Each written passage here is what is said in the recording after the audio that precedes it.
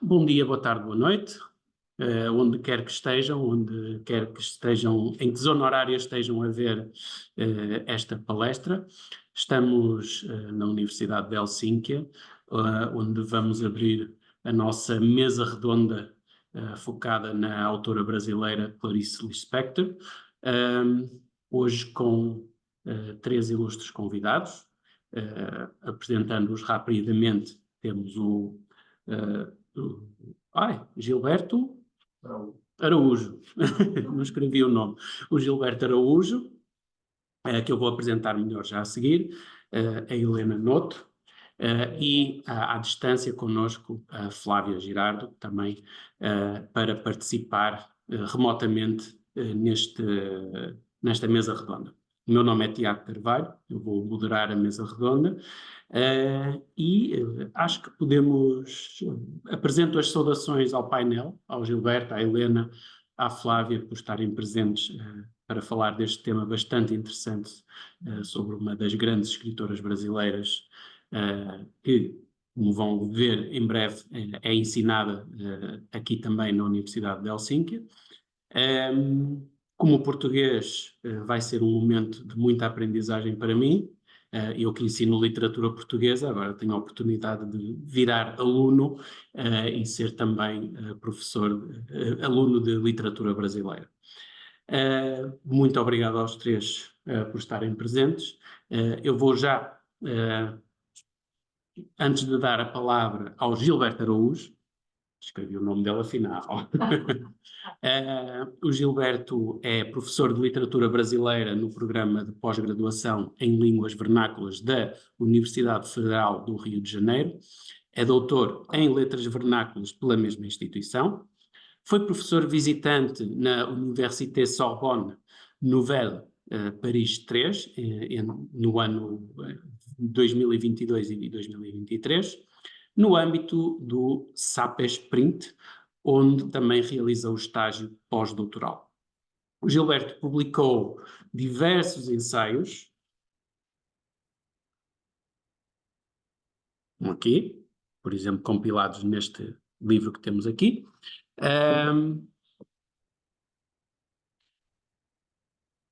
Palestrou no Brasil, palestrou no exterior, agora está a palestrar em Helsínquia, onde é muito bem-vindo, tendo passado por centros culturais e universidades de Portugal, Espanha, França, Itália, Inglaterra, Escócia, Hungria, Áustria, Israel, México e Chile.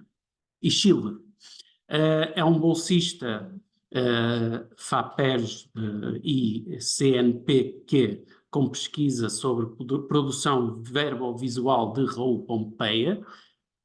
Temos uma excelente conversa sobre isso na semana passada, basta consultar o YouTube da APPF para rever essa conversa. Eu gostei muito, tive pena de não ter uma última pergunta, mas depois deixo-a nos comentários.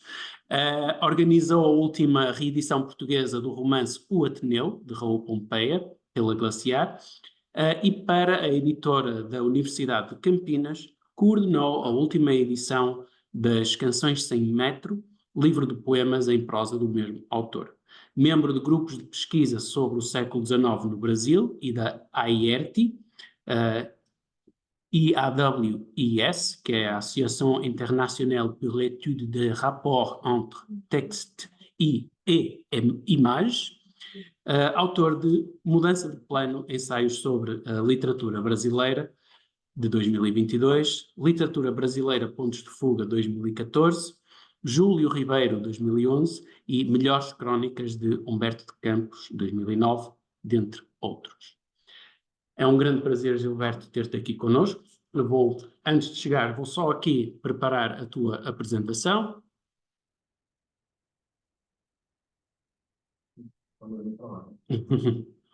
E partilhar o ecrã.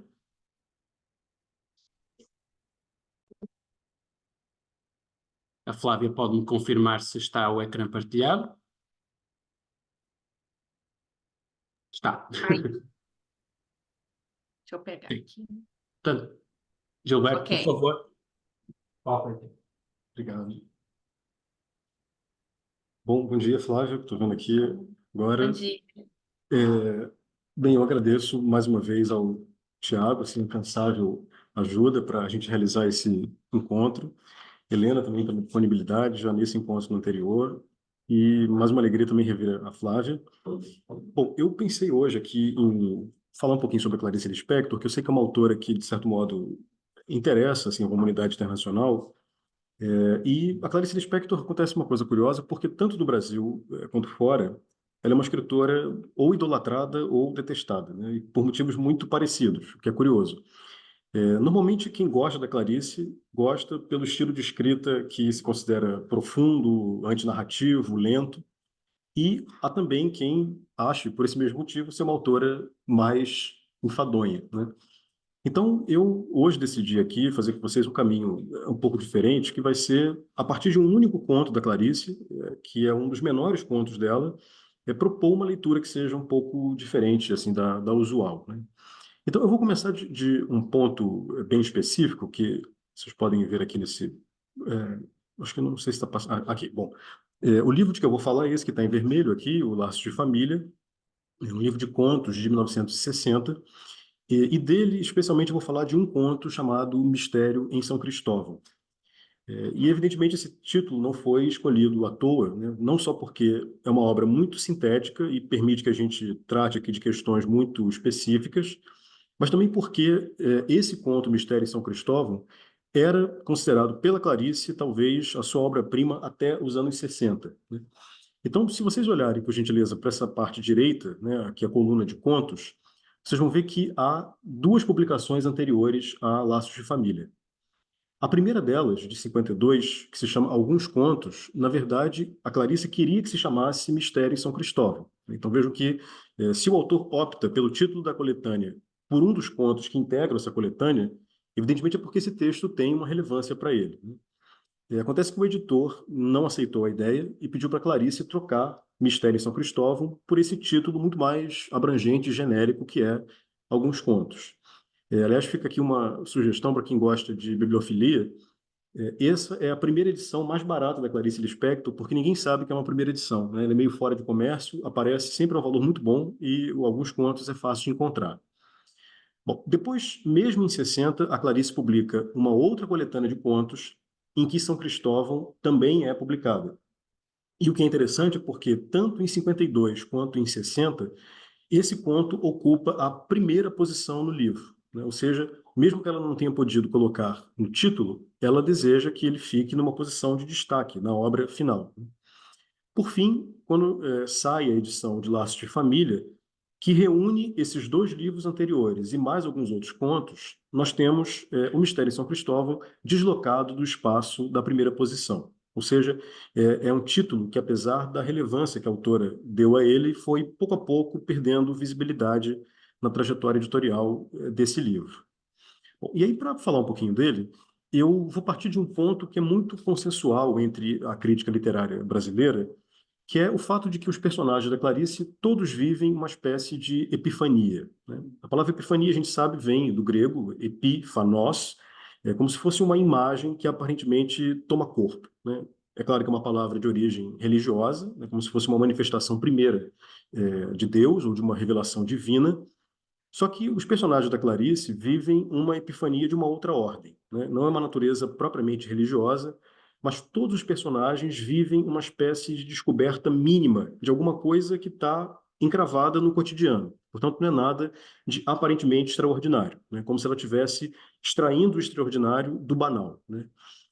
E essa experiência epifânica acontece de modos muito variados, né? Pode ser alguém que assiste a um cego mascando chiclete, pode ser uma pessoa vendo um cachorro na rua, pode ser uma mulher matando uma barata, ou seja, há várias possibilidades de essa epifania acontecer. Então, apesar de ser um ponto pacífico entre os críticos, eu costumo dizer que se a gente parar na ideia da epifania, todos os textos da Clarice vão dizer a mesma coisa, né? Porque, na verdade, eles não têm muita novidade do ponto de vista narrativo, né? Então, se a gente ficar procurando sempre o que é a epifania, isso vai gerar quase um trabalho de investigação literária, muito mais do que um trabalho crítico, né? Você vai ficar procurando onde está a epifania dos personagens. E aí, a minha ideia hoje aqui com vocês é, a partir desse ponto pequeno, observar como a epifania é lentamente construída pela Clarice Lispector. porque isso tanto vai, de algum modo, remodelar esse conceito e também vai nos revelar uma Clarice muito preocupada com uma espécie de artesanato da escrita, né? Que a gente sabe que muitas vezes Clarice é meio confundida com uma bruxa, né? Como uma escritora meio pautada por uma inspiração mágica, e vocês vão ver que aqui é um pouco diferente essa história. Bom, esse conto Mistério em São Cristóvão, a Clarice confidenciou ter sido um dos que mais foram desafiadores para ela em termos de composição, né? E como eu disse a vocês, é um dos menores textos dela.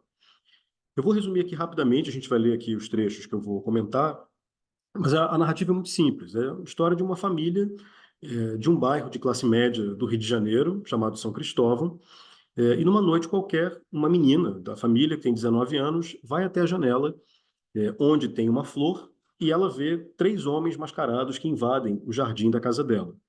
Eles trocam olhares, ela grita e eles vão embora, né? Então, aparentemente, não tem nada de muito relevante nessa narrativa, e então a gente passa agora a ver por que ela é curiosa. Eu vou ler com vocês aqui a abertura, né, exatamente os 2 primeiros parágrafos desse conto da Clarice, né? Então começa assim. Numa noite de maio, os jacintos rígidos perto da vidraça, a sala de jantar de uma casa estava iluminada e tranquila. Ao redor da mesa, por um instante imobilizados, achavam-se o pai, a mãe, a avó, 3 crianças e uma mocinha magra de 19 anos. Acabara-se de jantar e conversava-se ao redor da mesa, os mosquitos em torno da luz, numa noite de maio, após o jantar, eis que as crianças têm ido diariamente à escola, o pai mantém os negócios, a mãe trabalhou durante anos nos partos e na casa, a mocinha está se equilibrando na delicadeza de sua idade e a avó atingiu um estado. Bom, vocês estão vendo que aparentemente nada acontece de muito relevante nessa cena inicial, né? O primeiro parágrafo, de fato, tem uma atmosfera de extrema estabilidade e eu diria quase de imobilidade, né? A casa está totalmente paralisada nessa cena do jantar.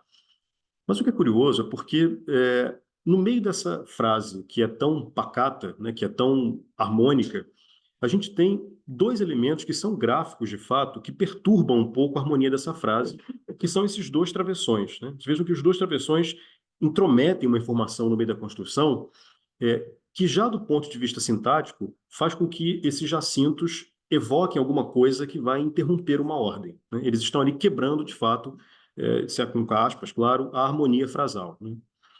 Só que essas quebras que os jacintos, né, que são as flores, vão proporcionar, elas estão em vários níveis sintáticos, semânticos, morfológicos e até fonéticos dessa mesma frase, né?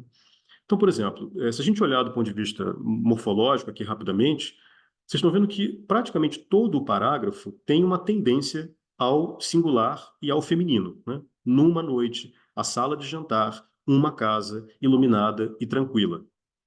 Em oposição a isso, as flores estão marcadas no masculino e no plural, os jacintos rígidos. Então vejam que, desse ponto de vista também, as flores, de certo modo, se destacam do conjunto da frase. Só que a Clarice consegue fazer alguma coisa ainda maior, né? Se a gente der uma passada rápida, assim, na camada sonora que predomina nesse primeiro parágrafo, vocês vão ver que há uma tendência, sobretudo no final, de vogais muito abertas e de muitos elementos nasais, né? A sala de jantar da casa estava tranquila. E notem que, ao contrário, os jacintos têm em si uma sílaba tônica de uma vogal altíssima, que é o I, que é a vogal mais estridente que a gente tem, talvez, em português, e ao lado dele ainda tem o rígidos, né, que também tem essa tonicidade do I, né? Então é como se os jacintos também, de alguma forma, introduzissem uma espécie de ruptura sonora na frase, onde tudo tendia a ser mais vocálico aberto, no sentido do A, o jacinto promove esse outro aspecto, né?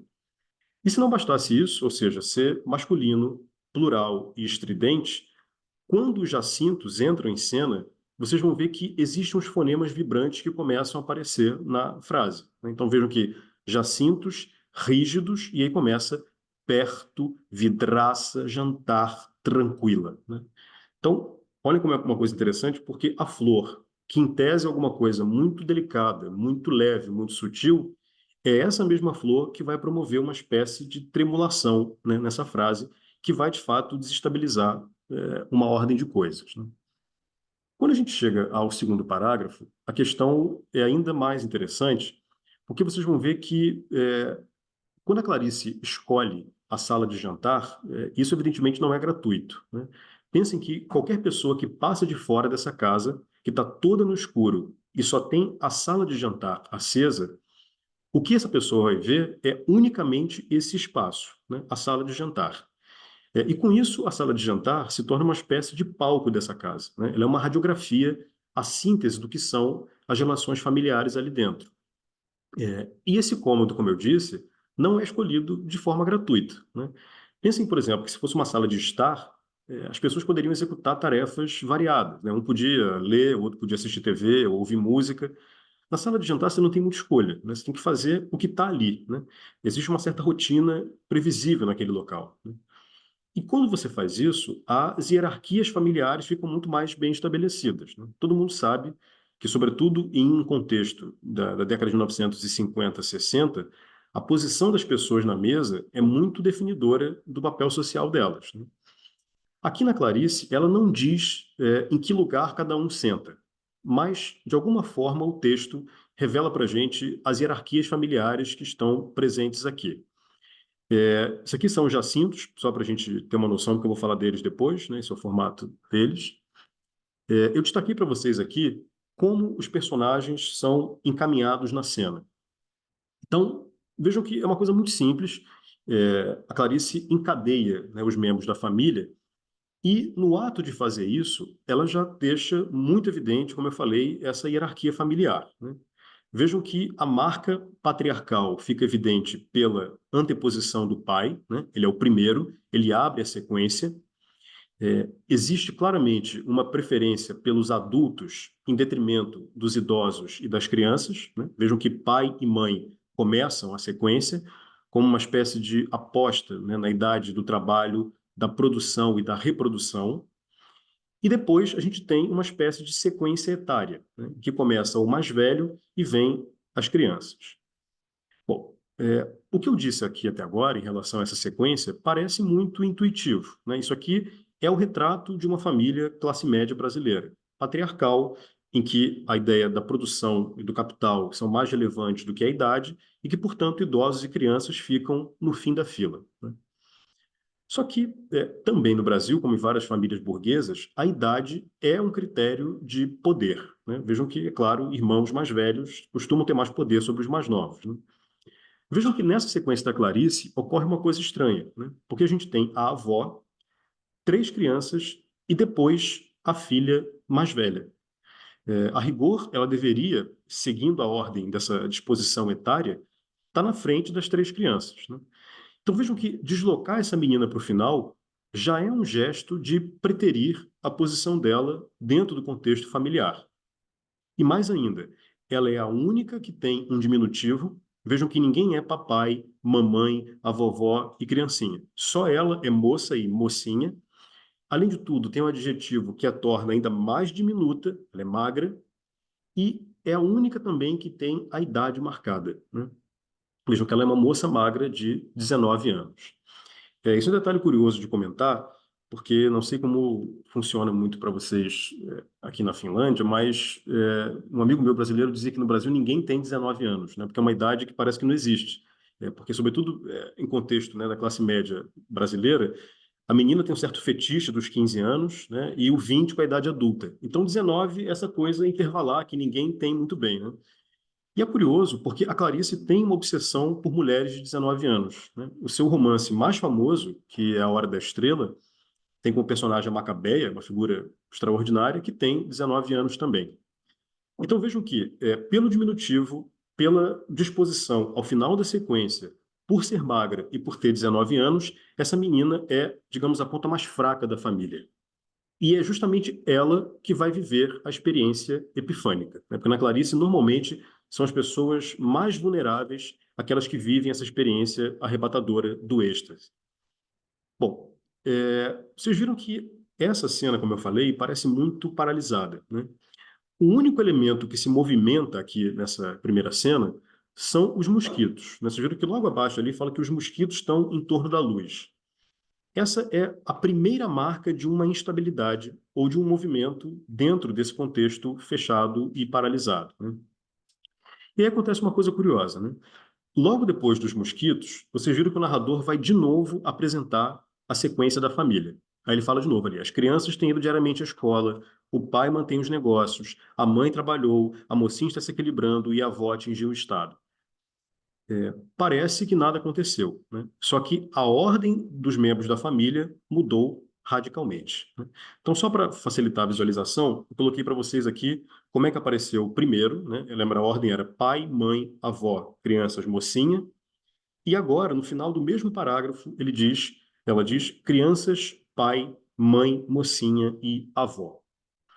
Bom, as crianças em Clarice Lispector, quando não são protagonistas, vocês vão ver que nesse caso em especial, elas são consideradas seres que ainda não puderam alcançar a epifania, né? Há textos que as crianças fazem isso, mas não é o caso desse.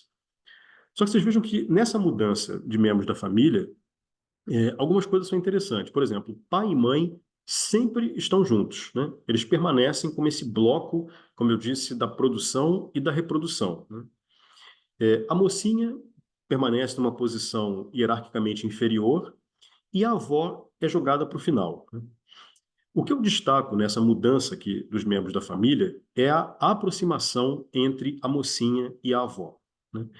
Porque quando a gente vê aqui mocinha e avó, parece que elas são os pontos antípodas da família do ponto de vista feminino, né? A avó, a mulher que já produziu e reproduziu, e a mocinha que ainda não fez nada disso, né? Então, é como se uma já tivesse sido e que a outra ainda pudesse ser, né? Aparentemente, elas se juntam por um antagonismo. Mas vocês vão ver que não é exatamente isso que vai acontecer, né? E são essas duas personagens que vão viver em escalas diferentes a epifania, né? Falei com vocês que a mocinha é a que vive mais intensamente esse problema ou essa questão, mas a avó também vai viver isso. Na Clarice Lispector, para que o personagem viva esse momento de uma descoberta súbita, ele sempre precisa do contato com um outro, né? E esse outro pode ser muita coisa. Pode ser um animal, por exemplo, a Clarice tem uma obsessão por búfalos, por galinhas. Esse outro pode ser uma pessoa de região e de formação completamente diferente da dela, né? Tem um conto em que um personagem vive isso a partir de uma anã do interior da África. Ou então você tem esse outro, pode ser inclusive um objeto, né? Pode ser um elemento da natureza, ou seja, não há nada de muito específico em torno de caracterização desse outro como um agente que possa deflagrar a epifania. Então, a alteridade é uma parte constituinte dessa experiência epifânica. Não há epifania sem o outro. Mas, curiosamente, para que se chegue ao outro, o sujeito que vive a epifania precisa de um momento de reclusão, né, e de solidão. Portanto, vejam que é um movimento duplo. É preciso sair de si e se recolher para que a epifania ocorra. E é o que a gente vai ver agora, né? Na cena seguinte, toda a casa vai dormir, à exceção da mocinha que vai viver a epifania. E é porque ela fica acordada que ela vai ver esses três mascarados aparecerem na casa. Então, esse trechinho que eu leio para vocês agora, quando os três mascarados saem de uma casa de esquina e invadem o jardim dela. Diz assim: passaram-se horas, e quando o silêncio piscava nos vagalumes, as crianças penduradas no sono, a avó dormindo um sonho difícil, ruminando um sonho difícil, os pais cansados, a mocinha adormecida no meio da meditação, abriu-se a casa de uma esquina e dela saíram três mascarados. Um era alto e tinha a cabeça de um galo. O outro era gordo e vestia-se de touro.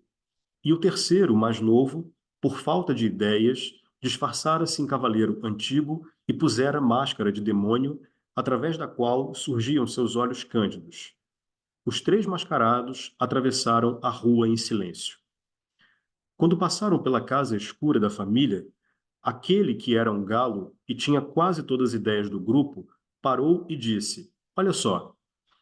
Os companheiros, tornados pacientes pela tortura da máscara, olharam e viram uma casa e um jardim.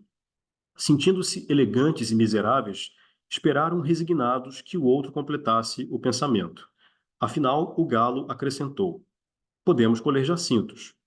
Os outros dois não responderam, aproveitaram a parada para se examinar desolados e procurar um meio de respirar melhor dentro da máscara. Um jacinto para cada um pregar na fantasia, concluiu o galo. Bom, só para contextualizar, nessa cena, esses 3 rapazes que aí estavam a caminho de um baile de carnaval, né? Mas não vamos esquecer que esse texto se passa em maio, né? E mesmo no Brasil é um carnaval fora de época, tá? Então é preciso dizer que isso vai ser relevante daqui a pouquinho. Bom, vocês estão vendo que nessa cena todo mundo repousa, né? Todo mundo dorme, menos a avó e a neta.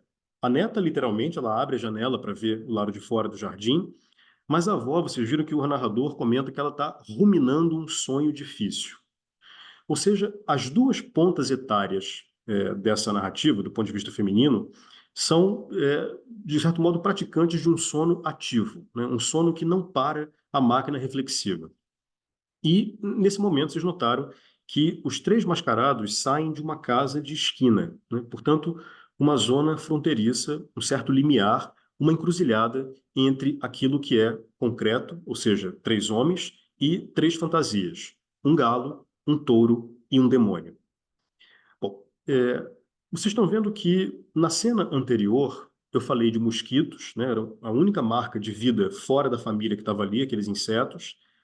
Essa cena que a gente acaba de ler começa com vagalumes, né? Portanto, você já tem um certo aumento da luminosidade, porque é um animal que pisca, e você tem também uma certa materialidade mais precisa, né? É muito mais fácil ver um vagalume do que um mosquito.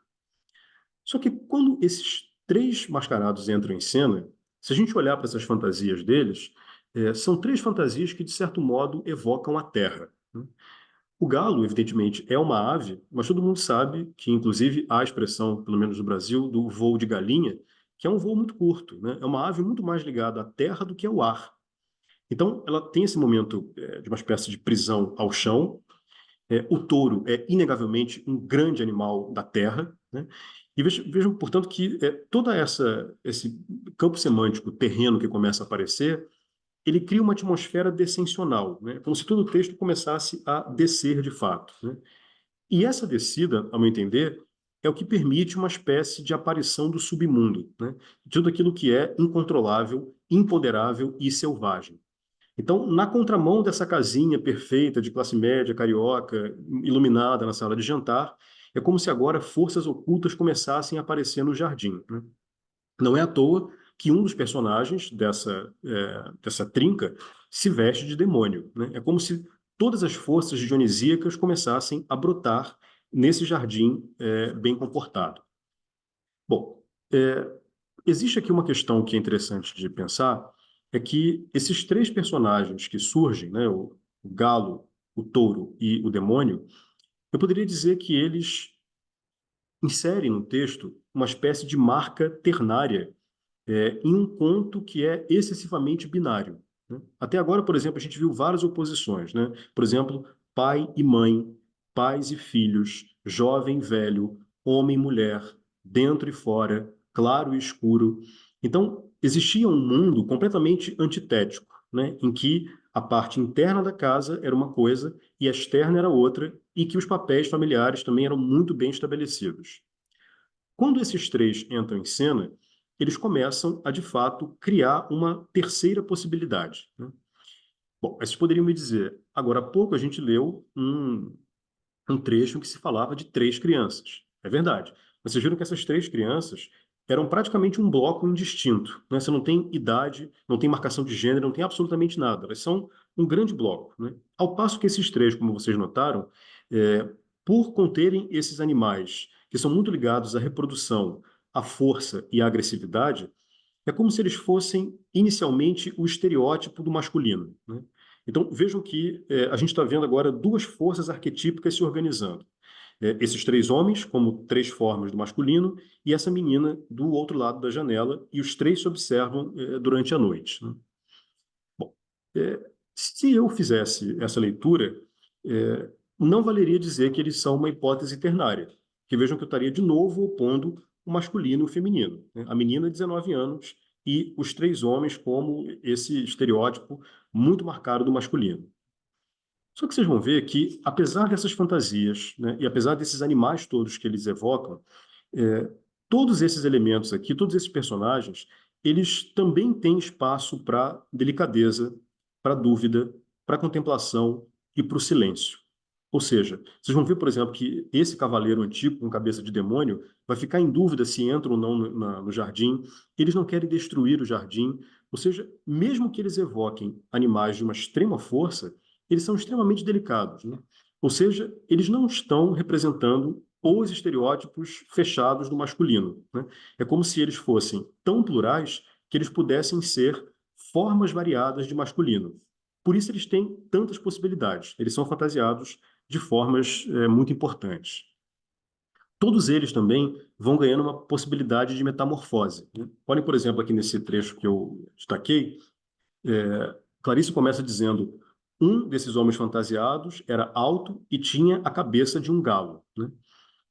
Quando a gente lê essa frase, você ainda tem um referente claro do que é a pessoa e do que é a fantasia, né? A cabeça de galo, né?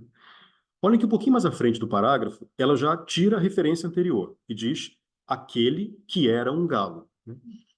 Ainda que você tenha aqui a presença clara, né, da pessoa, já não é a mesma coisa de que uma pessoa com cabeça de galo.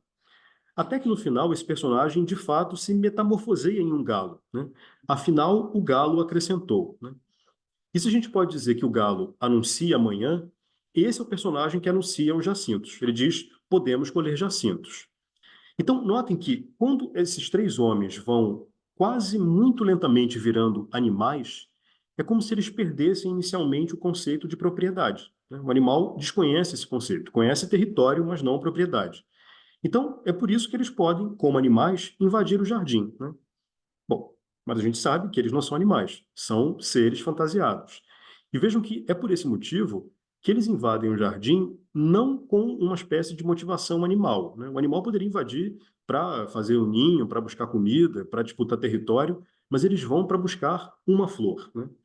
Então, notem que essa trinca, que eu estou chamando de absolutamente masculina, vai buscar a ponta mais delicada dessa casa, que é a flor, né?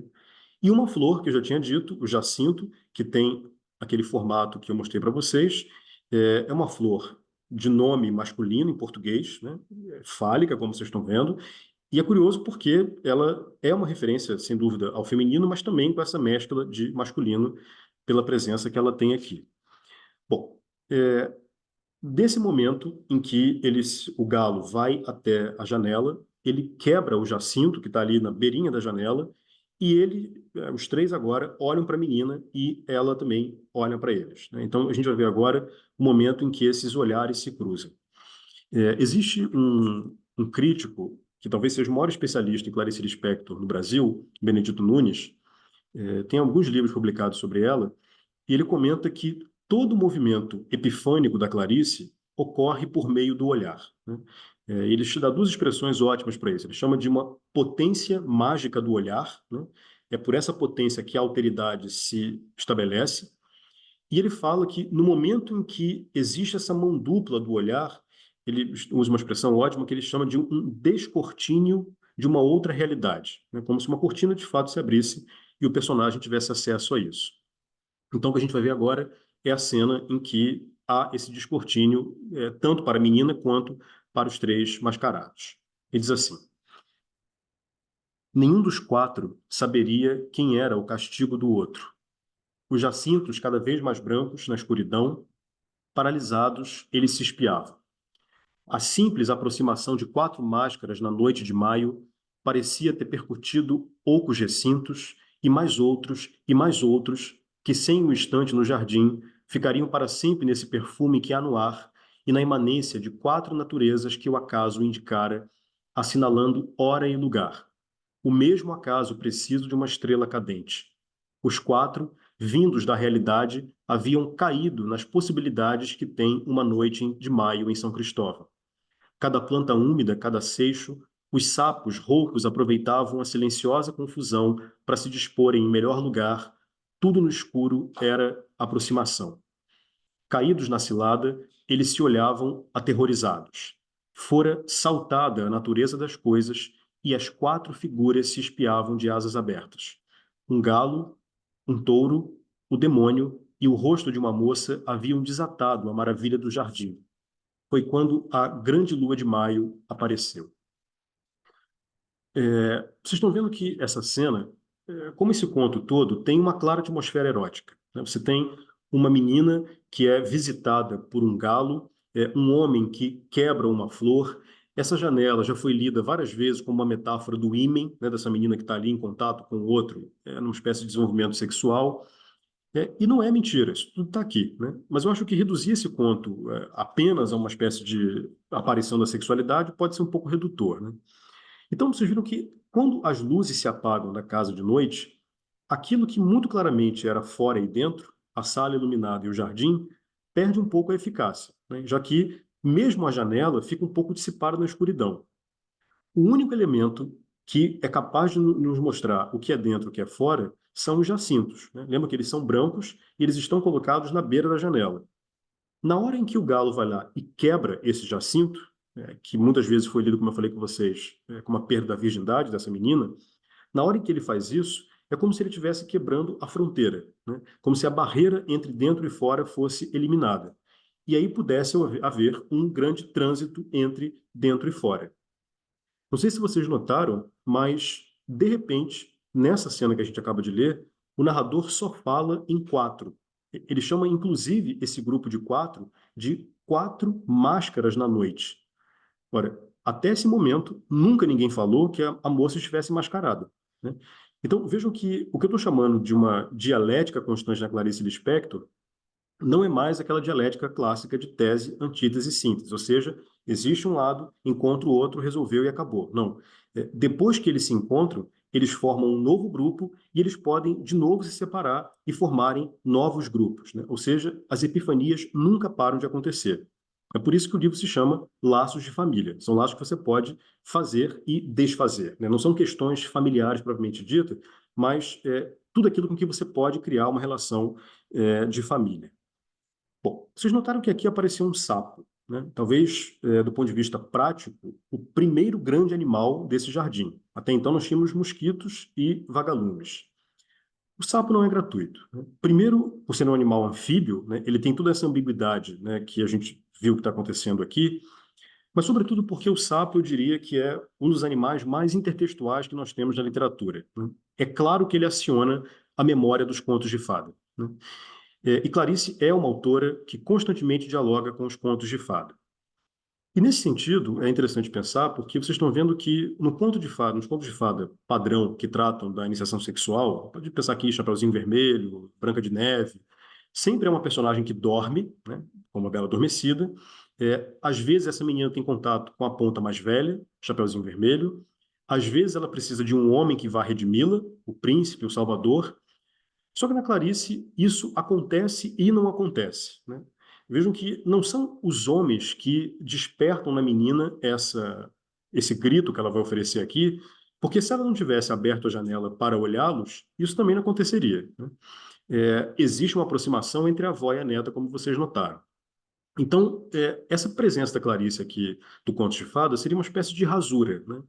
E eu apostaria que não é por outro motivo que ela coloca esse conto em São Cristóvão. Para quem não conhece o Rio de Janeiro, São Cristóvão é um bairro considerado imperial, foi o bairro para onde foi a família portuguesa fugindo das invasões napoleônicas. E eu vou mostrar para vocês aqui como é a cara do bairro de São Cristóvão, quer dizer, no espaço onde morava a família imperial, né? Vocês estão vendo que é uma estrutura bastante lusitana, né, com ali um palácio, uma quinta, é uma geografia que destoa muito do entorno da cidade. Então, vejam que ele é um bairro que tem essa memória nobre, né? A memória que evoca os contos de fada, né? E depois, pouco a pouco, esse bairro foi se precarizando, virou um bairro fabril, muito simples, que tem ali vida comercial. Clarice Lispector, quando foi para o Rio de Janeiro, a família dela era de judeus fugidos da Segunda Guerra, ela foi morar em São Cristóvão. E é essa foto que vocês estão vendo agora que ela encontra, é esse tipo de cenário.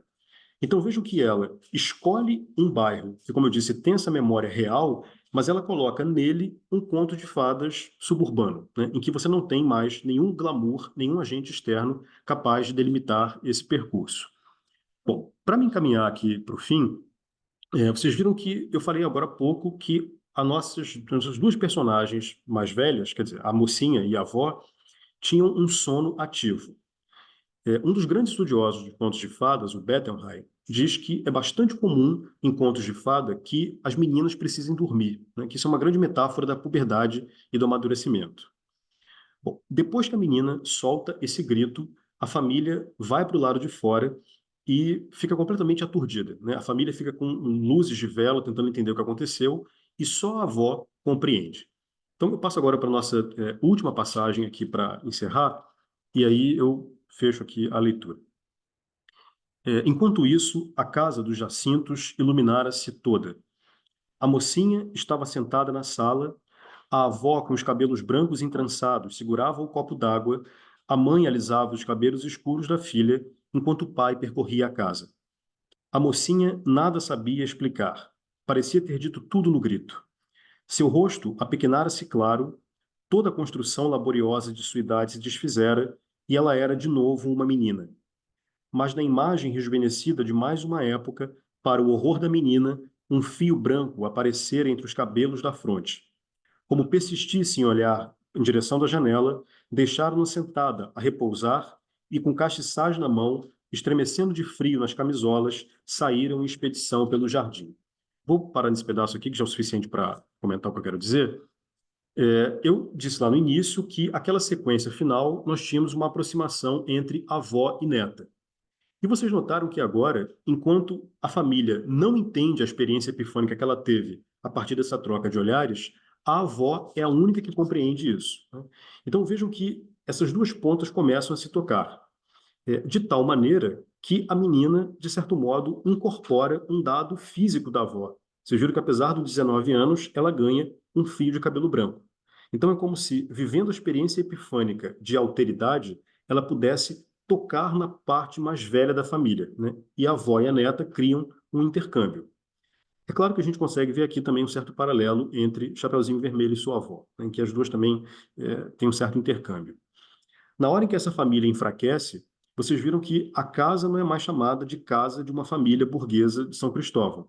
Ela se chama Casa dos Jacintos, como se as flores, portanto o elemento selvagem, tivesse dominado esse jardim. Nessa cena, a avó carrega um copo de água fresca para a neta. Então vejam como é curioso, porque a neta se torna mais velha e ela porta um objeto que indica novidade e frescor, como se de fato houvesse um intercâmbio. E se esse texto começou com a casa toda iluminada, agora nós estamos no escuro, com a família andando com as velas ali pelo jardim, sem nada entender, né? Vejam que, de certo modo, isso é quase uma espécie de paródia do mito da caverna, né? Ninguém agora entende absolutamente nada no escuro, a não ser a avó e a neta. Então, essa luz inteiriça vai se perdendo, e vocês notaram que agora todo mundo sai de casa para o jardim. Mesmo que a família inteira não tenha vivido a epifania da menina abriu as portas da casa, fazendo com que dentro e fora criassem um certo intercâmbio.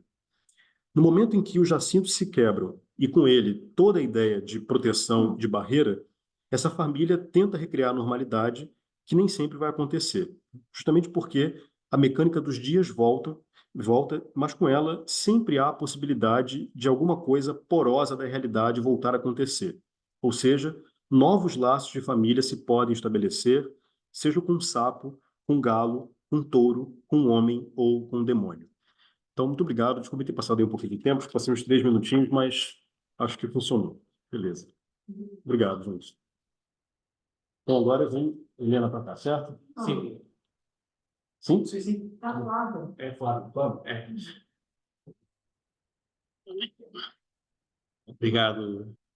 Obrigado, Gilberto. Tem aqui duas perguntas registadas para ti depois.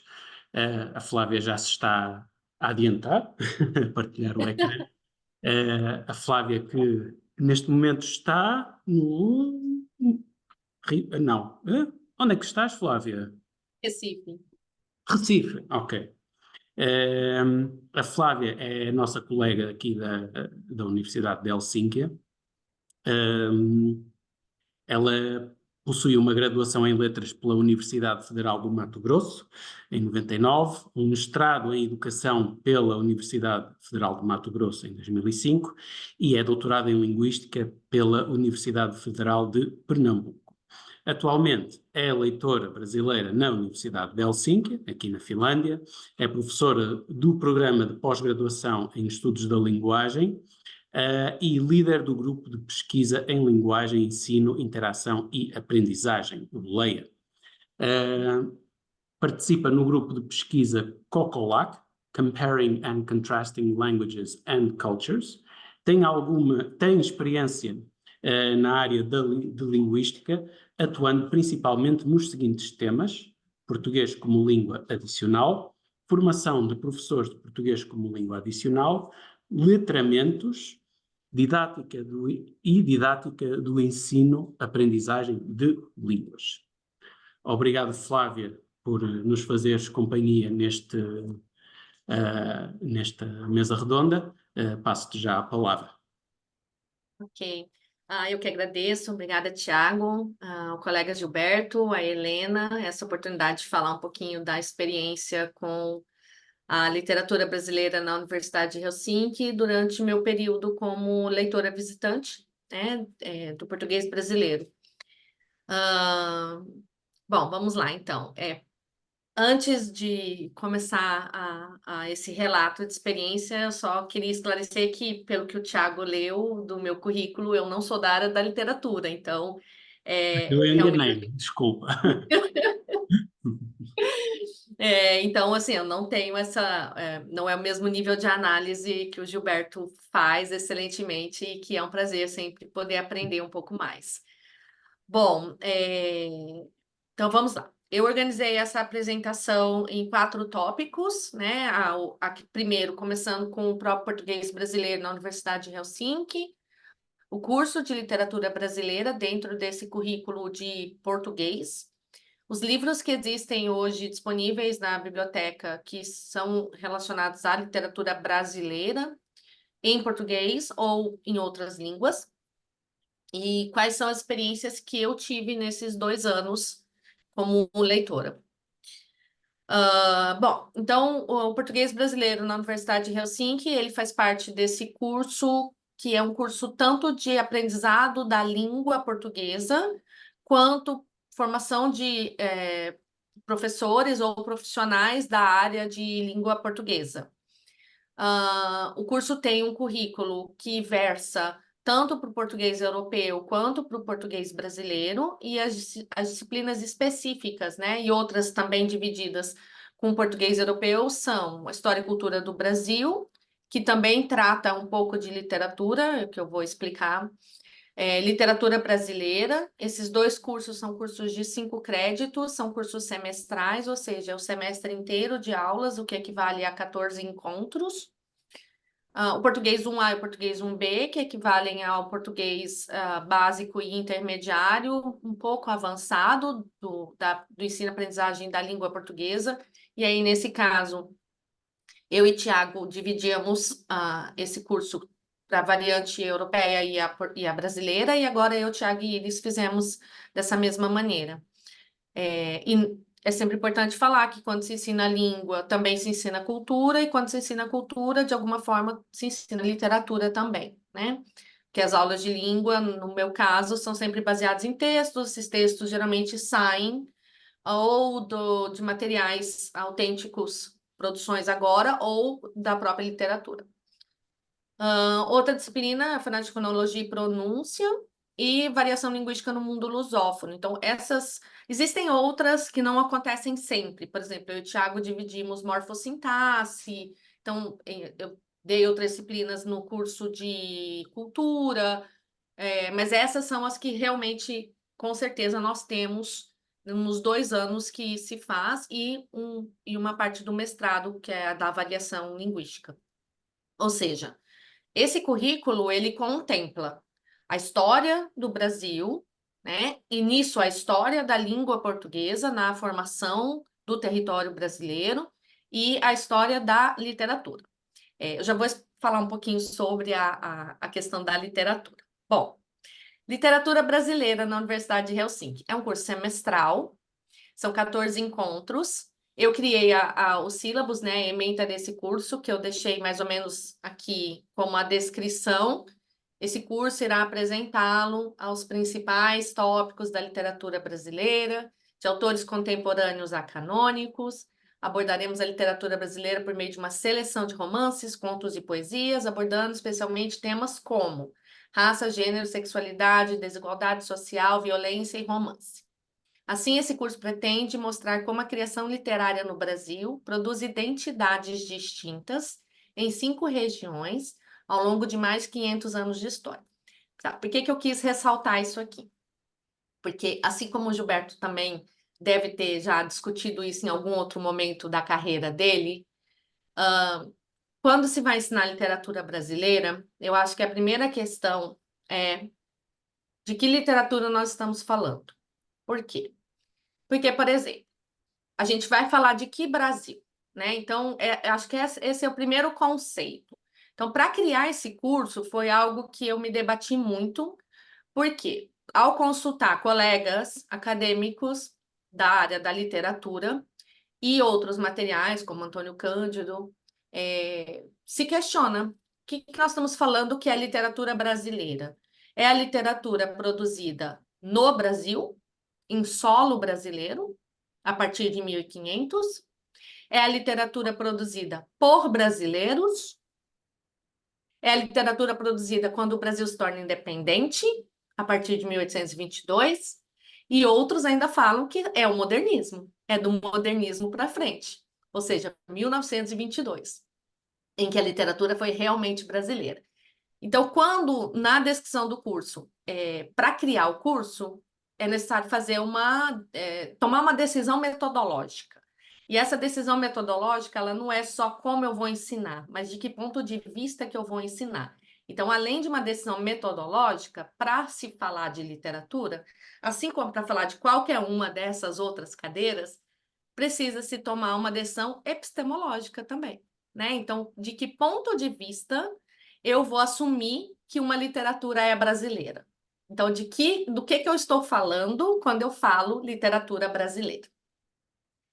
Bom, como esse curso ele acontece no segundo ano, ou seja, a gente também precisa considerar a proficiência linguística, né? Porque nós estamos lidando com um material literário que vai demandar um nível de proficiência linguística para ser lido, analisado, refletido, produzido, intertextualidades, comparações. Então, eu preciso considerar isso também ao pensar num currículo, né?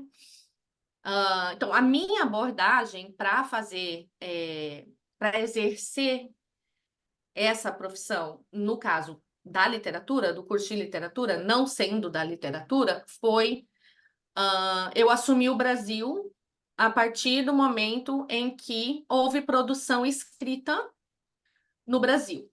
Então, a gente começou a trabalhar os primeiros textos que falavam do Brasil, de uma maneira canônica, claro. Então, a gente começa com a Carta de Caminha, e se discute de que nós estamos falando aqui e como se falava dessa terra.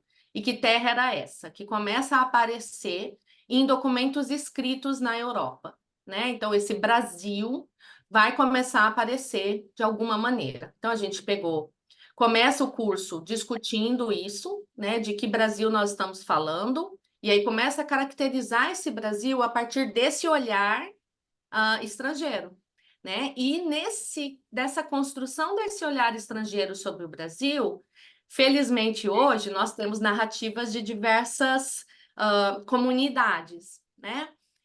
Minoritarizadas, inclusive. E aí a gente faz um contraponto. Então, como é que as pessoas que viviam aqui, né? Como que elas viam isso? Então, a gente recupera hoje lendas, contos, cosmogonias, dessas pessoas que estavam vivendo nessa época e com esse outro discurso, que é o discurso das cartas, um discurso mais epistolar, né? Então, começa a criar para o estudante um conceito também das diversas narrativas sobre um lugar que nós temos. E não atribuir apenas, né? Que é porque a literatura feita no Brasil sobre o Brasil, ela é brasileira, mas de que Brasil nós estamos falando?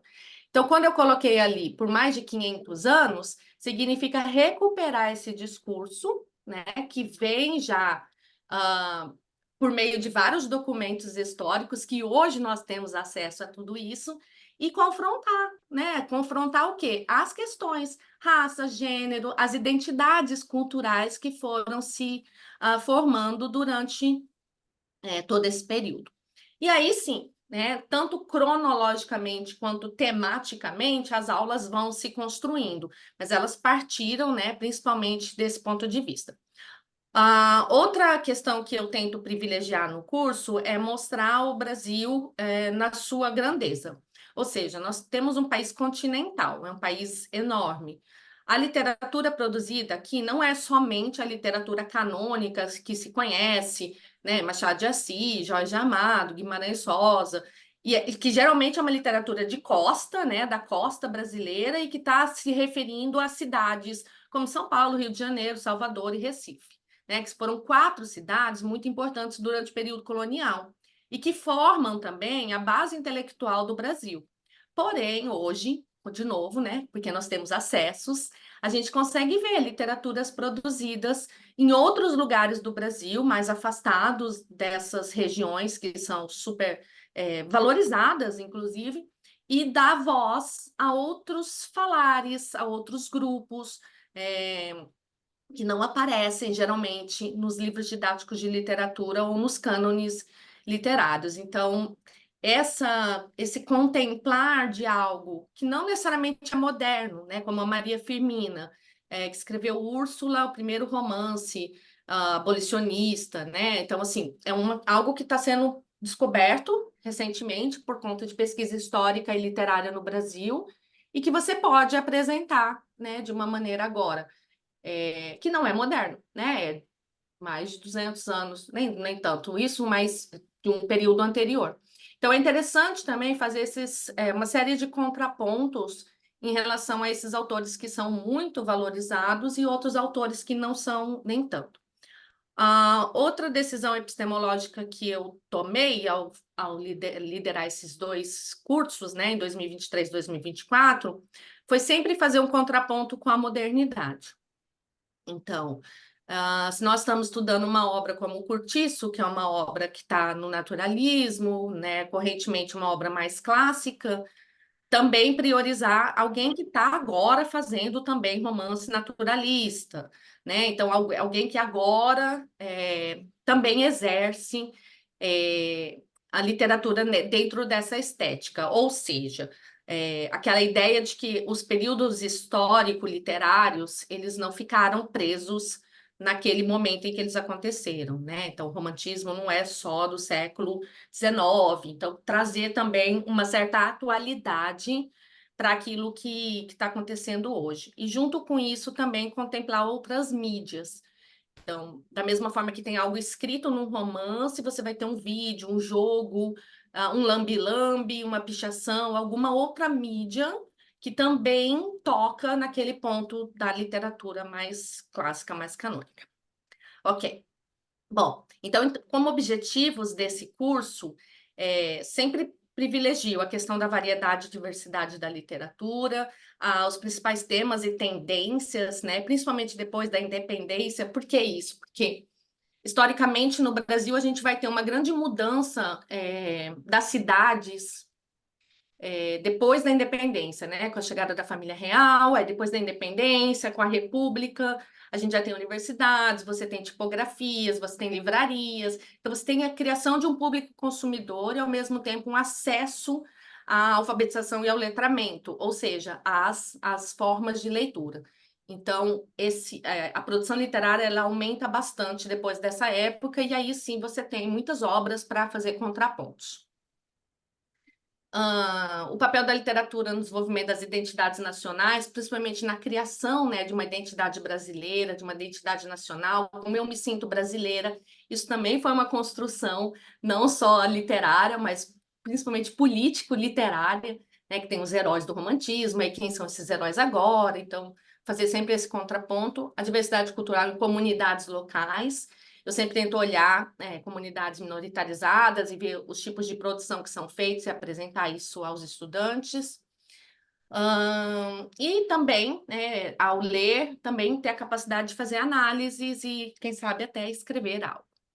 Bom, os temas que foram trabalhados nos 2 anos, né, sempre priorizando os temas dos estudos culturais, identidade, raça, gênero e cultura. Como eu disse, a gente sempre começa, o que se fala dessa terra e que povo. Aí disso a gente já faz um salto para literatura e raça, estabelecendo alguns contrapontos, e principalmente na criação do povo brasileiro, principalmente o mito das 3 raças, e como que isso tudo aconteceu e formou uma identidade nacional, né? Retratos femininos na literatura, não uma literatura feminista, mas como a mulher é retratada e quando a mulher toma essa narrativa para si, como ela faz isso, e aí a gente vai falar de Clarice já já. Literatura, exclusão e refúgio, né, principalmente na Canção do Exílio, as várias releituras, e foi até uma produção que os alunos de Helsinki já fizeram. Literatura e realidade, literatura imaginária e loucura, literatura e memória, literatura contemporânea, principalmente uma seleção de contos e romances.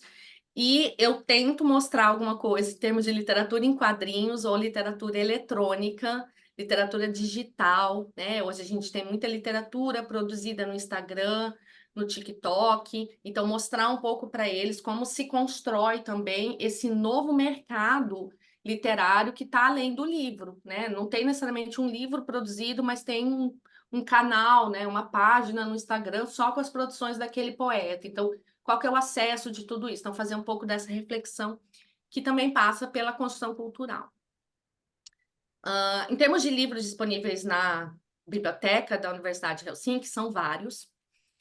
Você encontra desde livros teóricos, né, por exemplo, análise de Machado de Assis, análise de Clarice Lispector, análise comparativa da obra Guimarães Rosa, você consegue encontrar esses livros disponíveis, além do acesso enorme, né, assim, muito amplo de periódicos da área. Basta também dizer que esses livros teóricos e os periódicos não são só em língua portuguesa, tratam da literatura brasileira também em francês, em espanhol, em inglês, obviamente, inclusive em finlandês também, tá? Em termos de livros da literatura brasileira, do que eu pesquisei, eu encontrei Mário de Andrade, eu encontrei Oswald de Andrade, encontrei Machado de Assis, encontrei Gregório de Matos, Graciliano Ramos, Carolina Maria de Jesus, que é uma autora recém-publicada, né, com bastante louvor mais recentemente, Guimarães, e a Clarice Lispector, tá? Eu já comento sobre isso. Bom, em termos das minhas experiências, eu tenho 2 tipos de experiências para relatar. As aulas, né, que são semanais, e toda aula é uma leitura de um dos textos temáticos, e às vezes ocorre uma produção de textos na sequência, em que eles produzem um texto ou fazem alguma atividade de análise ou comparativa, e 2 projetos finais, né, tanto em 2023 quanto em 2024. O projeto final de 2023, que era o meu autor favorito, a minha autora favorita, eles tinham que escolher um autor e uma obra desse autor. Então, ali eu tinha uma sugestão para eles, né, com a Maria Firmina dos Reis Úrsula, José de Alencar Iracema, Machado de Assis Dom Casmurro, Aloysio Azevedo Cortiço, Lima Barreto, Triste Fim de Policarpo Quaresma, o Mário de Andrade com Macunaíma, Graciliano Vidas Secas, Clarice A Hora da Estrela, que foi escolhido, inclusive, Conceição Evaristo, Olhos d'Água, o Milton Ratum, Relato de um Certo Oriente, Bernardo Kucinski, O Carro, Relato de uma Busca, Rubem Fonseca, O Cobrador, Jorge Amado, A Morte e a Morte de Quincas Berro d'Água, que também foi escolhido, Ana Miranda Desmundo e Guimarães Rosa, Primeiras Histórias. Essas eram as obras sugeridas, não necessariamente são obras trabalhadas no curso, mas muitos alunos escolheram algo que está aqui ou escolheram outras obras. E aí que entrou a obra da Clarice. Bom, então, no final, o que eles tinham que fazer? Isso foi decidido, foi explicado na primeira aula, então foi o semestre todo para ler o texto, escolher esse autor, pesquisar sobre esse autor, fazer a análise da obra.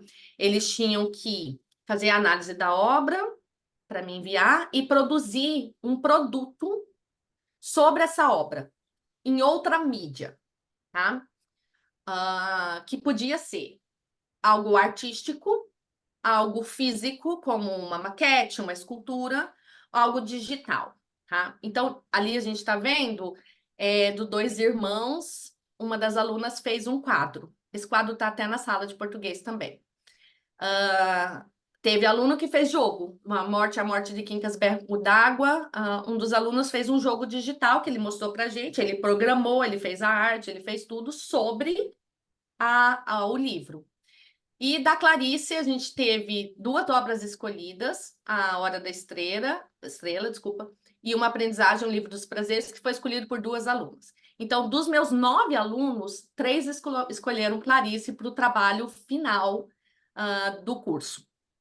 E desses trabalhos, elas produziram, se eu não me engano, 3 obras de arte, não, uma maquete e 2 obras de arte, 2 quadros também, um em colagem e o outro não era uma obra de arte, era um vídeo. A outra fez uma montagem e um vídeo sobre a obra. Isso aqui foi interessante porque no final eles tinham que expor para a turma, e aí na sala eu colei esses pequenos cartazes, cada um tinha um bloco de post-it, e eles tinham, depois da apresentação do colega, escrever uma avaliação, um elogio para o colega e colar ali na página daquela obra escolhida, né? Eu tirei foto dos 2 que eram sobre a Clarice. O que foi legal aqui foi que que eles se aprofundaram em uma obra específica, claro, mas também que eles transbordaram essa obra de um contexto verbal, escrito, para um contexto extramediático, né? Então, assim, eles tinham que fazer uma representação fora daquela mídia, da escrita. Então, como é que foi isso? Então, essa construção cultural, artística e criativa que eu valorizei como bastante importante e bem produtivo também. Bom, outra experiência que nós tivemos foram os autorretratos e a canção do exílio. O autorretrato é uma dinâmica que eu gosto de fazer já na primeira aula.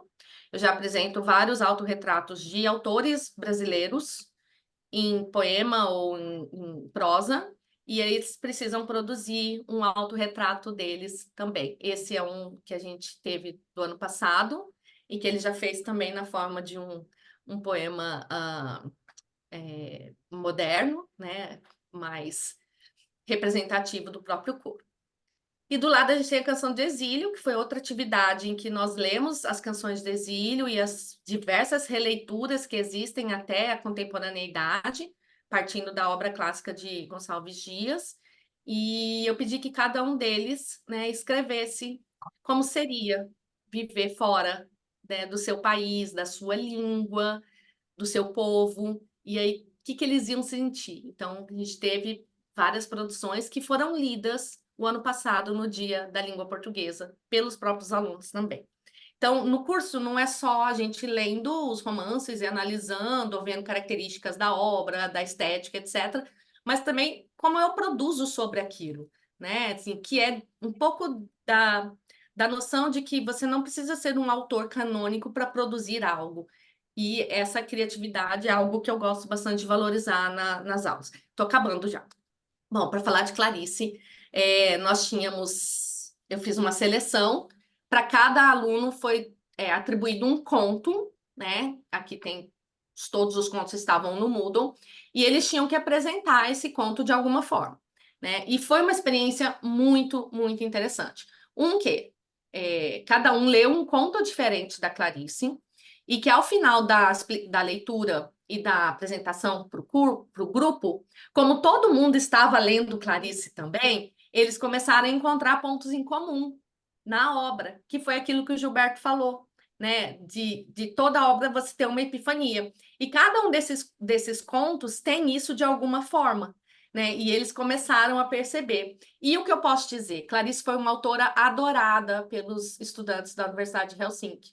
Não só por essa atividade, mas por ela ter sido escolhida por 3 estudantes para o projeto final. E eu percebi que ao apresentarem, eles conseguiam se identificar com uma certa dimensão universal que a Clarice dá para o sentimento humano, né? Então, eles conseguiam perceber algo no conto, mas que também era das próprias vivências deles, por essa capacidade dela de conseguir retratar essa dimensão humana. E é isso, né? Ok. Obrigada. Obrigado, Flávia. Foi muito bonito, de facto, a maneira como os alunos, o ano passado, o Diego também estava lá, acho eu, eles leram as canções de exílio, foi muito interessante. Pronto, estamos apertados de tempo, portanto, vou passar já para a Helena Noto, que é professora de português na Finlândia há 22 anos, 22 anos, pós-graduada em Linguística Aplicada no Ensino de Línguas, coordenadora pedagógica do Instituto Guimarães Rosa de Helsínquia e a presidente da Associação de Professores de Português na Finlândia. Helena, vou só aqui colocar o teu PowerPoint. Ainda não? Tá aparecendo aqui, sim. Já apareceu? Ok. Queria só fazer aqui uma última coisa. Agora. Ai, ai. Não, porque é que está tão pequeno? Assim. Está sentada. Força. Força, né? Temos tempo, né? Tenho 20 minutos. Mais uns poucos minutos. Ok. Muito bem. Boa tarde a todos. Muito obrigada pela oportunidade. Gilberto também, Tiago e Flavinha. Estamos aqui hoje falando sobre literatura brasileira. Eu vou apresentar um panorama do ensino de literatura brasileira em aulas de português como língua estrangeira e do português como língua de herança. E a minha pergunta é: qual é o espaço hoje, né, que a nossa literatura ocupa na Finlândia? E é isso que a gente vai tentar ver ao longo dessa minha apresentação. É aqui que mexe? Mas tem que só fazer assim. Tá. Então, a minha apresentação tem uma base, uma introdução. Eu gostaria, antes de mais nada, de situar o português na Finlândia, né? Para a gente ter uma ideia.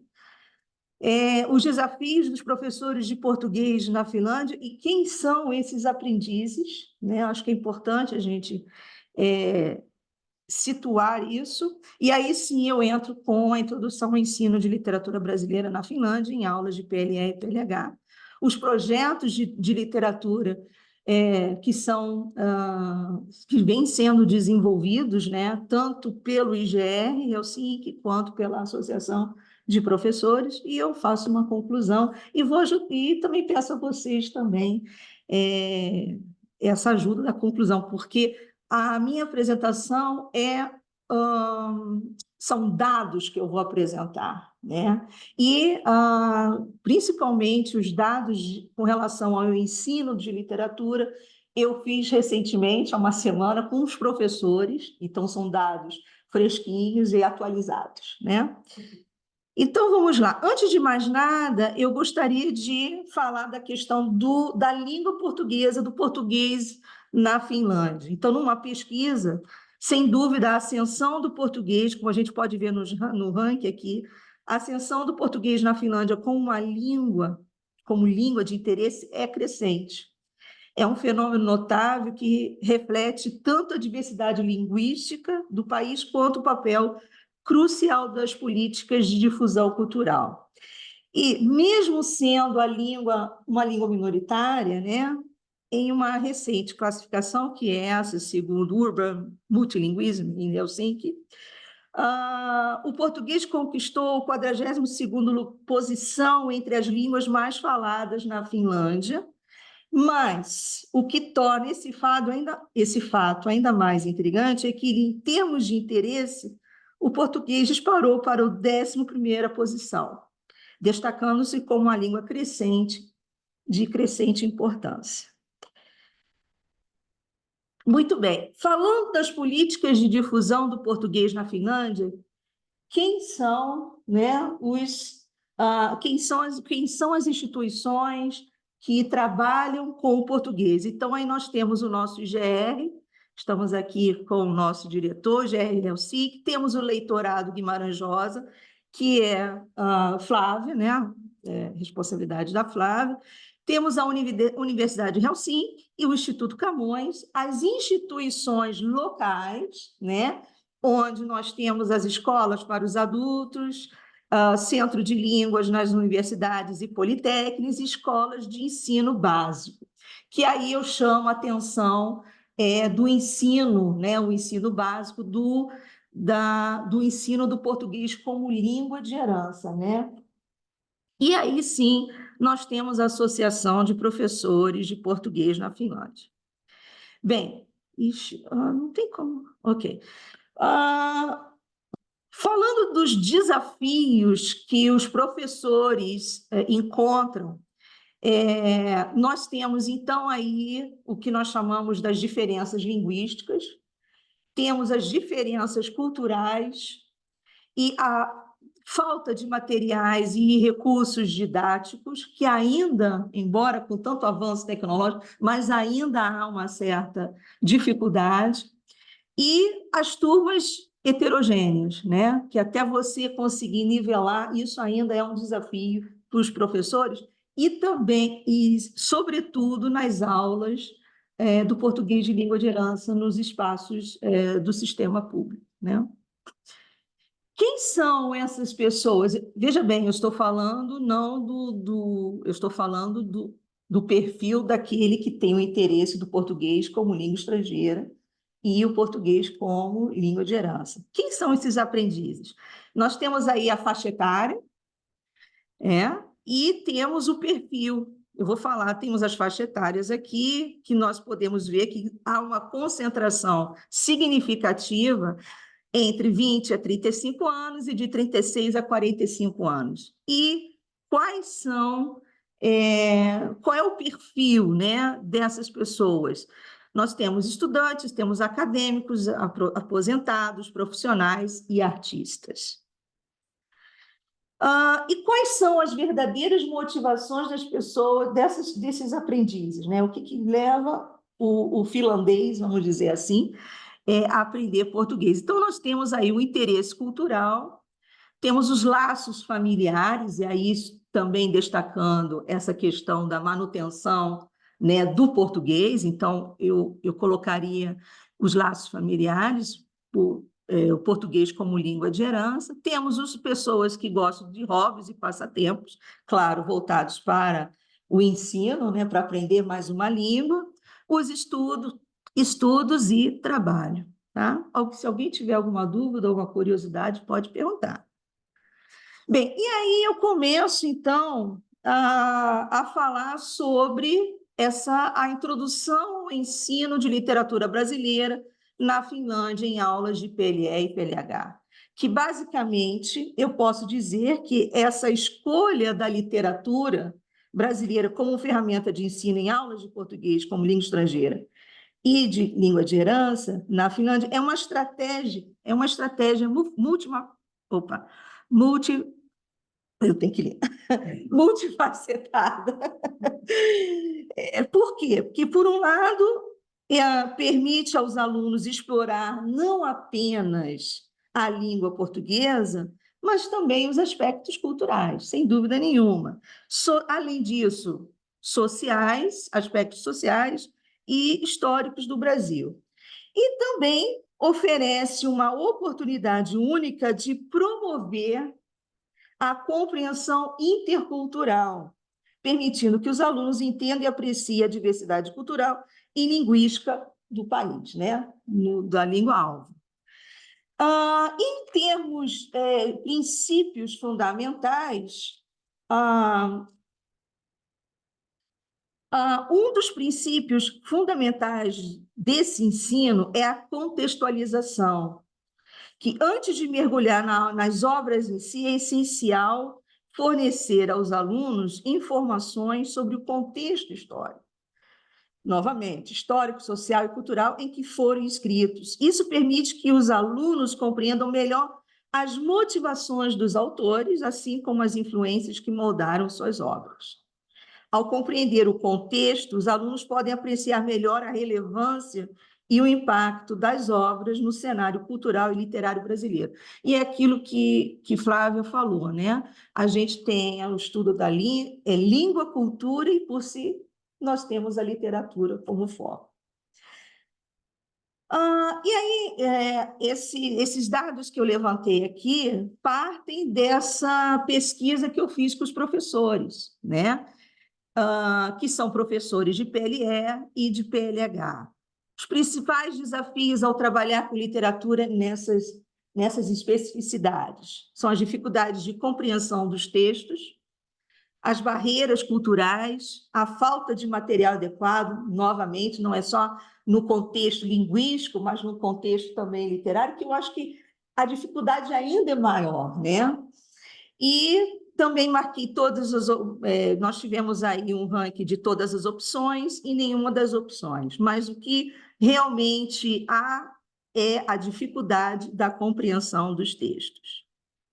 Qual é a frequência da literatura nas aulas, né? Então, nós temos semanalmente, mensalmente e raramente. Então, ainda bem que o raramente ficou por último, né?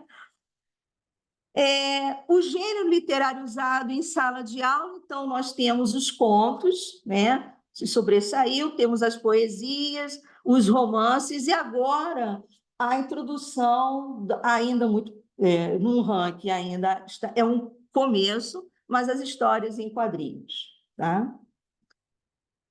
Quais os principais objetivos ao incorporar a literatura no ensino de PLE e de PLH? Desenvolver, sobretudo, aquela união da língua, cultura e literatura, desenvolver habilidades linguísticas, promover o entendimento cultural, né? Porque aí você tem uma abordagem histórica, uma abordagem social e cultural, então uma coisa ligada à outra, e estimular a criatividade, que a partir do momento que você trabalha textos, você pode produzir textos, trabalhar com a escrita criativa através da literatura, então isso também estimula a criatividade. Metodologias utilizadas para ensinar literatura em sala de aula, leitura em grupo, contação de histórias, e aí a contação de histórias é mais no contexto do português como língua de herança, né? Que basicamente se cria, se conta muitas histórias, há muitos projetos, eu vou mostrar aqui, há projetos de instituições locais voltados exatamente para a contação de histórias, né? Atividade de escrita criativa baseadas na literatura, interpretação textual e análise. Os autores em destaque, então vamos lá. Nós temos aí o Fernando Sabino, Cecília Meirelles, Ziraldo, Ruth Rocha, Ana Maria Machado, Machado de Assis, que eu amo de paixão, Monteiro Lobato e Clarice Lispector e Vinícius de Moraes. Então, a gente tem aí um cenário bem diverso, né? Poesia, conto, romance, né? Muito bem. E aí, para fundamentar todos esses dados, nós temos, então, aí eu entro com os projetos estruturantes desenvolvidos, né, voltados para a literatura brasileira, desenvolvidos pelo IGR, assim. Quais são esses projetos, né? Então, nós temos o Clube da Leitura, né? Projeto Músicas Criadas a Partir da Literatura Brasileira. Isso foi um último curso que eu dei no curso Clube da Cultura, que nós fizemos a análise de músicas que foram criadas, inspiradas na nossa literatura. Então, realmente, quantas músicas nós temos no nosso repertório que foram criadas a partir da literatura. Então, foi bom, foi interessante, porque fizemos análise, né? Os alunos procuraram também fazer as suas apresentações, fizemos as análises, e também o que aconteceu? Nós fomos à literatura, pegamos o gênero, a época, então fizemos vamos dizer, um paralelo entre a música e a literatura em si. Temos o projeto Série Escolas Literárias Brasileiras, que é um projeto também que o IGR tem de fazer postagens sobre gêneros literários, sobre escolas literárias, né? É aberto ao público, claro, é um projeto para as redes sociais, então a gente apresenta as escolas literárias. O projeto Janela Literária, que é um projeto bastante antigo e tradição no nosso calendário, que é convidar professores, especialistas ou alguém da literatura para falar de um tema específico, né? E aí, paralelo a isso, as professoras trabalham em cima do tema, fazendo uma harmonia do tema que está sendo abordado. O projeto, o ano retrasado, o projeto dos 200 anos de nacionalismo da literatura brasileira foi um ponto marcante, né, para apresentar um projeto estruturante basicamente da embaixada, mas é claro que o IGR esteve na composição, que era para comemorar o bicentenário da independência, entendeu? Que são profissionais e os leitores de outros países, de outras universidades, falando de temas específicos, de um autor específico. Aí nós temos as contações de histórias, né? Basicamente, é um trabalho que se faz para as crianças, os recitais com outros IGRs, e sim, temos recitais, um trabalho coletivo com outros IGRs, um trabalho online, e escolhemos um tema, ou escolhemos um autor, e aí o recital de acordo com aquele autor, né?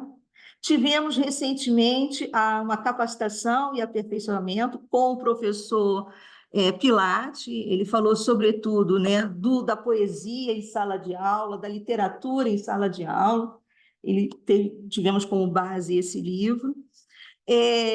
Presença de escritores, quando há a possibilidade, a vinda de um escritor, né? E então se faz todo um trabalho na universidade, nas instituições possíveis, de apresentar o escritor e apresentar a sua obra. Temos o Espaço Vivo também, com especialistas em literatura, só que o Espaço Vivo ele foi criado na época da pandemia, então é uma entrevista online com um especialista da área, que também pode ser na área de literatura, como também na área da linguística. Concurso de redação, inspirados em escritores da literatura brasileira. E aí, sim, eu tenho um dos mais importantes, que é a implementação do ensino de literatura nas aulas, de acordo com a proposta curricular da rede de ensino do Itamaraty, tanto para o público adulto quanto para o público infanto-juvenil. Então, nós estamos, na medida que os níveis vão avançando, nós estamos adaptando ao currículo questões, temas da literatura. Inclusive, esse currículo aqui tem eles chamam de uma estante literária, que, de acordo com o nível, você tem um repertório de obras literárias. Então, isso facilita muito o trabalho do professor, né? E, lógico, não poderia deixar de dizer a inauguração da Biblioteca Guimarães Rosa, que foi um marco, exatamente, você criar um espaço, né, uma biblioteca do IGR, não só um espaço com os livros, mas também um espaço em que há eventos que acontecem ali. Então, uma integração, uma harmonização dentro de um espaço de literatura, né? Bem, e aí eu queria chamar a atenção Esse foi uma pesquisa que a nossa diplomata Najara Sena de Carvalho fez sobre, lógico, é um programa de apoio à tradução e à publicação de autores brasileiros no exterior, publicações traduzidas, né, do português para o finlandês. Então, hoje nós temos, esse foi um levantamento que a embaixada fez, que identificou até o momento um total de 22 obras literárias de autores brasileiros para o finlandês. Isso é importante deixar isso documentado, né? Cabendo-lhe um financiamento parcial de 45,45% do total dos livros publicados. O Programa de Apoio à Tradução e à Publicação de Autores Brasileiros no Exterior revela-se um instrumento fundamental para a promoção de nossa literatura na Finlândia, né? E aí nós temos Machado, nós temos o Luiz Rufato, 2 vezes, temos João Paulo Cuenca, nós temos Daniel Galera, temos mais uma vez o Luiz Rufato, Paulo Lis, Cristóvão Teza, Paulo Lis novamente e Luiz Rufato, né? E aí eu tenho aqui algumas capas dos livros, né, traduzidas para o finlandês. Bem, e os projetos estruturantes da PPF? A PPF ela já existe há quase 5 anos, né? Está engatinhando ainda enquanto associação, mas ela tem procurado desenvolver atividades em parceria, né? E os projetos também. Nós temos um projeto, o Entre Línguas, que acontece, é um recital de poesias que a gente convida a comunidade, né, para fazer, né, participar do recital justamente na Semana da Língua Portuguesa. E esse ano nós vamos... Qual é o tema desse ano? Rir em português. Rir em português, né? Então, nós temos esse recital e temos, como eu falei, parcerias. E quais são as parcerias? São com as instituições que trabalham com multilinguismo, né? Então, são basicamente os professores participando de contações de história, né? Ou falando em painéis sobre o bilinguismo, a experiência de sala de aula. Então, esse basicamente assim, são projetos que a gente desenvolve tanto no aspecto linguístico, mas nós temos feito bastante coisa, né, na parte de literatura, né? Bem, gente, essa é a minha apresentação, né? Uma busca sem dúvida nenhuma, saber qual é o espaço da literatura. Eu acho que a gente tem um trabalho aí crescente e que, dentro desse cenário, proporcionalmente ao país e ao que se faz, eu acho que fizemos já bastante, temos muitos trabalhos e projetos aí já desenvolvidos, tá? Muito obrigada, gente.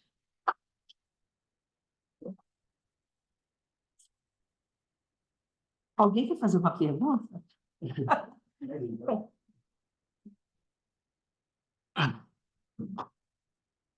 Pronto. Eu agora vou fazer aqui um pequeno truque de logística e vou pedir ao Gilberto que se sente aqui nesta cadeira, porque ele vai ser o primeiro a responder à pergunta. Temos pouco tempo, temos de deixar a sala às 2, mas vais ser o primeiro a responder à pergunta: porque é que se deve ler Clarice Lispector? Porque é uma pergunta que depois do Gilberto vai para a Flávia e depois vai para a Helena, ou seja, todos vão responder à mesma pergunta. Qual é a pergunta?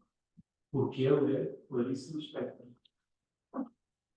Bom, Thiago, a pergunta que eu mesmo me faço, assim, não é uma resposta... mas eu diria que, bom, para pensar tudo que foi dito aqui, né, a partir do que a Helena e a Flávia disseram, eu acho que primeiro a Clarice pode problematizar muito a ideia do que seja uma literatura brasileira, né? A começar pelo fato, como a Flávia comentou, de a gente ter essa dúvida se essa literatura é produzida no Brasil, em português ou por brasileiros, e a Clarice colocou isso em xeque, porque, como a gente sabe, ela não é nascida no Brasil, é nascida numa região que hoje é equivalente à Ucrânia. E ela completamente rechaçava essa ideia de ser uma literatura estrangeira. Outro aspecto que eu acho relevante dela é que, de certo modo, ela quebra vários estereótipos do que pode ser a literatura brasileira, né? Que, em geral, é visto como uma literatura muito cosmética, muito para fora, muito paisagística, e a Clarice faz aquilo que o Ledo Ivo, eu gosto de lembrar, chamava de uma literatura tatu, né? Uma literatura que cava para dentro de uma maneira diferenciada. E também diria que, por último, essa relação com a linguagem, que é totalmente inovadora nela, não no sentido de ela ter assim, incorporado procedimentos da modernidade da prosa, como James Joyce e outros, mas no fato de ela ter feito com que o português fosse esticado de uma maneira que ele quase não parecesse português, né? Como se ela tivesse criado uma espécie de estilo que revira a língua na sua construção mais simples possível. Então, acho que essa era a minha resposta.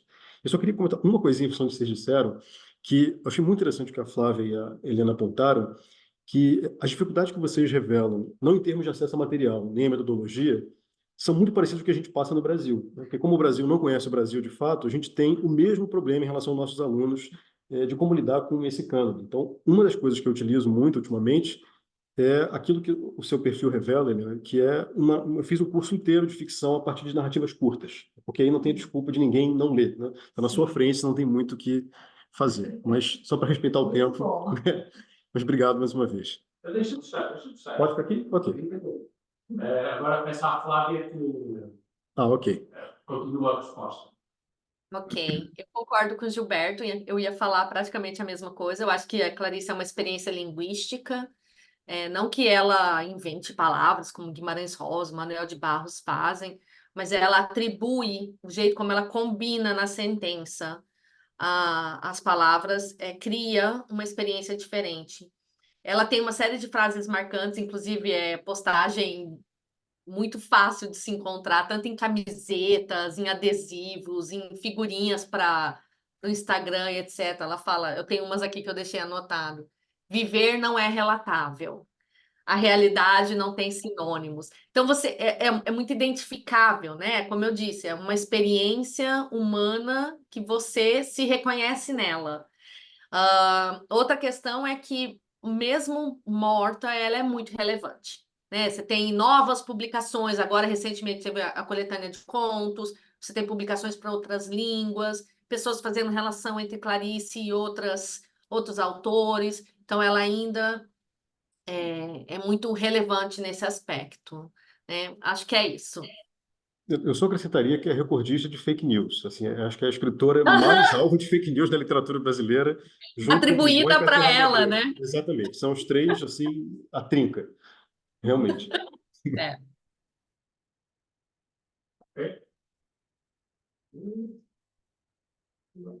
Helena, Então, podes falar para o microfone. ok. Bom, eu não tenho, vou falar. Eu acho que ela faz essa. Está desligado, sim. Agora sim. Eu acho que ela faz. Não dá. Vem cá. Não,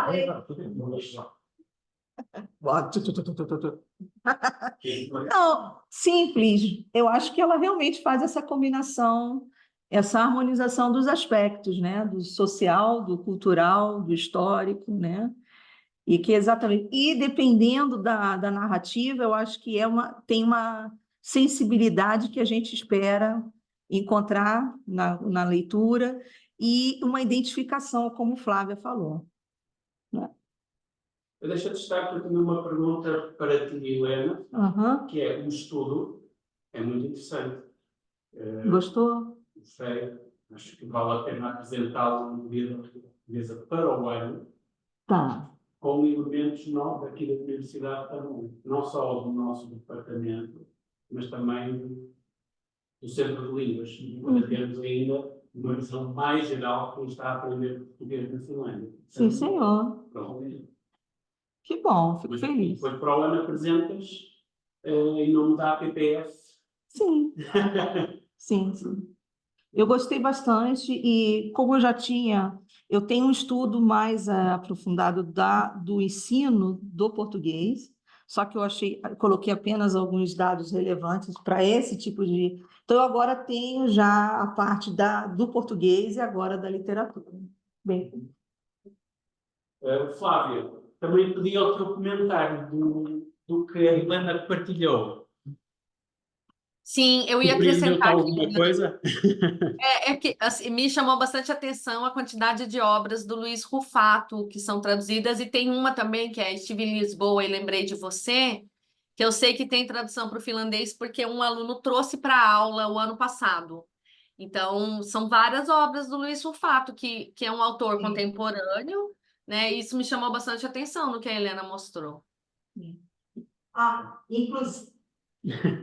Inclusive, ele já esteve aqui, acho que umas 2 vezes, né? Pode ser. Já esteve aqui, sim. Gilberto, e a tua visão destes dados da Helena?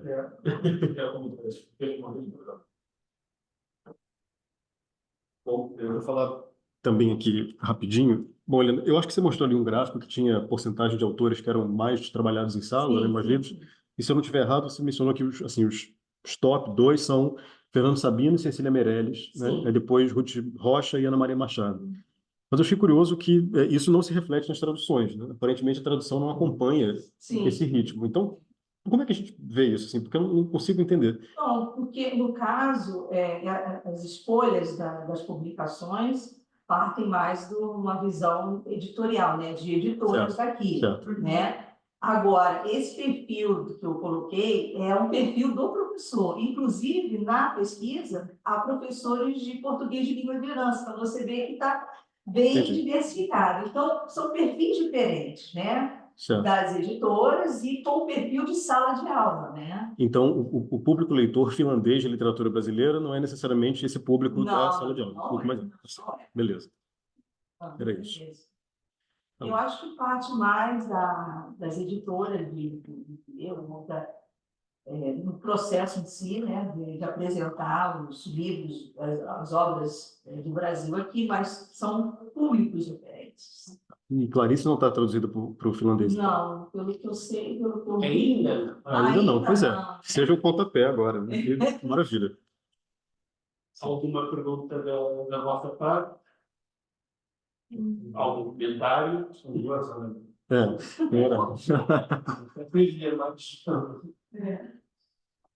Bom, Thiago, vem. Obrigado.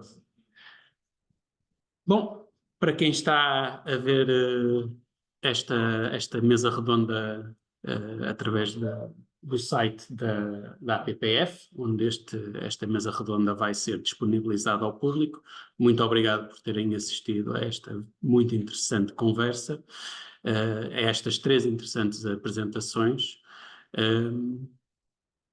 Queria só deixar uma nota para os que vivem na Finlândia, que no dia 2 e 3 de maio vai ser celebrado o Dia Internacional da Língua Portuguesa aqui em Helsínquia. Dia 2 de maio vamos ter um evento do Lusocine, no Cinema K13, a partir das 5 da tarde, com 2 comédias, uma portuguesa, outra brasileira. E no dia 3 serão as celebrações na Universidade, tanto de manhã, com mensagens dos vários, estava a pensar, dos vários stakeholders, das várias instituições que promovem a língua portuguesa, e depois da parte da tarde com a demonstração dos trabalhos dos alunos. Ainda não temos uma hora definida para o Entre Línguas. Não. Temos que definir isso. É. Que também vai ter o tema Rir em Português. Muito obrigado à Helena, obrigado Gilberto por teres vindo até aqui dar-nos este gostinho. Flávia, temos muitas saudades tuas, mas estás sempre aí presente. Obrigado por teres vindo e até uma próxima oportunidade. Até. Obrigada. Obrigada.